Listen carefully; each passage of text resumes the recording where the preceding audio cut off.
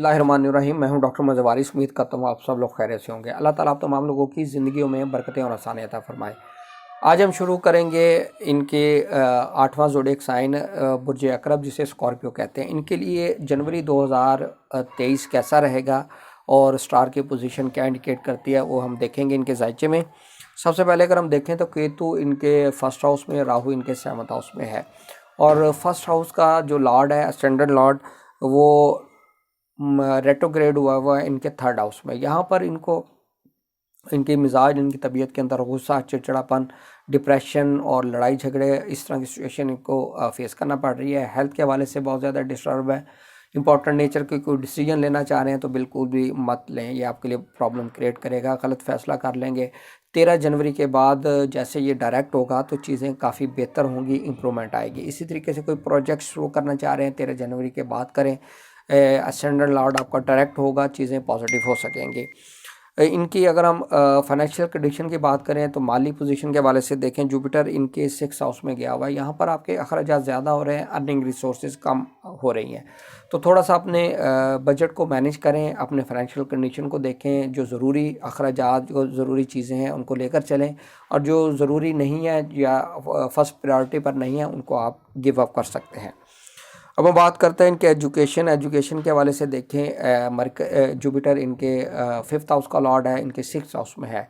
यहाँ पर इनको कुछ एक्स्ट्रा अपनी स्टडी के ऊपर अटेंशन देनी पड़ेगी। स्टडी के अंदर इनकी दिलचस्पी, इनका मोटिवेशन कम होती हुई नज़र आ रही है। लेकिन अब इसको आप कंटिन्यूसली करें। जो भी आप काम स्टडी कर रहे हैं उसको डेली बेसिस पर उसको आप अपनी असाइनमेंट को कंप्लीट करें, और थोड़ा हार्ड वर्क करना पड़ेगा क्योंकि यहाँ पर जुपिटर की पोजीशन कोई बहुत अच्छी एक्स्ट्राऑर्डिनरी नहीं है।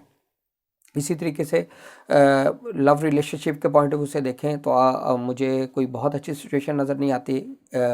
ब्रेकअप वाली सिचुएशन नज़र आ रही है।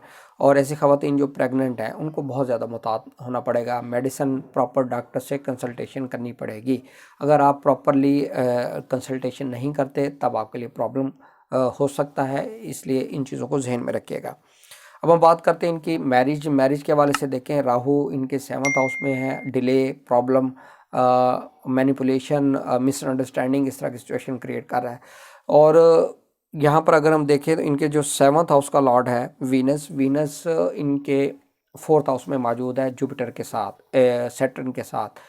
तो यहाँ पर इनके 7th हाउस का जो लॉर्ड है वो एक अच्छी पोजीशन में है। तो इस पॉइंट ऑफ व्यू से आप अगर कोई डिसीजन लेना चाहते हैं मैरिज के पर्सपेक्टिव में ले सकते हैं, निकाह कर सकते हैं, मंगनी, निस्बत, ये तमाम चीज़ें करना आपके लिए बेस्ट रहेगा। इसी तरीके से बिज़नेस को अगर लेकर चलें तो बिज़नेस के मैटर्स भी आपके लिए मुझे अच्छे नज़र आते हैं। बिज़नेस के हवाले से डिसीजन लेना चाहें तो आप ले सकते हैं, लेकिन आपने बिल्कुल भी तमाम जो डाउट्स के हैं उनको क्लियर करने के बाद अपने बिज़नेस का डिसीजन लेने हैं, यानी उसके तमाम फिजिबिलिटी चेक करने के बाद आपने इसको डिसीजन लेना है।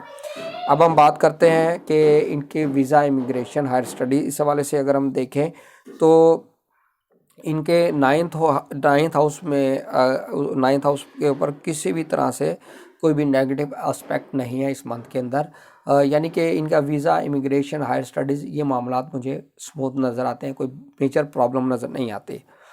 अब हम बात करते हैं इनकी कैरियर अपॉर्चुनिटी, एम्प्लॉयमेंट, इस हवाले से देखें तो सन जो है इनके 3rd हाउस में मौजूद है। यहाँ पर मरकरी के साथ, मरकरी रेट्रोग्रेड है। तो कैरियर के हवाले से मुझे चीज़ें पॉजिटिव नज़र आती हैं, और ज़्यादा पॉजिटिव होंगी ये 21 जनवरी के बाद। 21 जनवरी से ये ट्रांजिट करेगा आपके 4th हाउस में। वहाँ सैटर्न भी होगा, वीनस भी होगा, और अपने घर को एस्पेक्ट भी करेगा।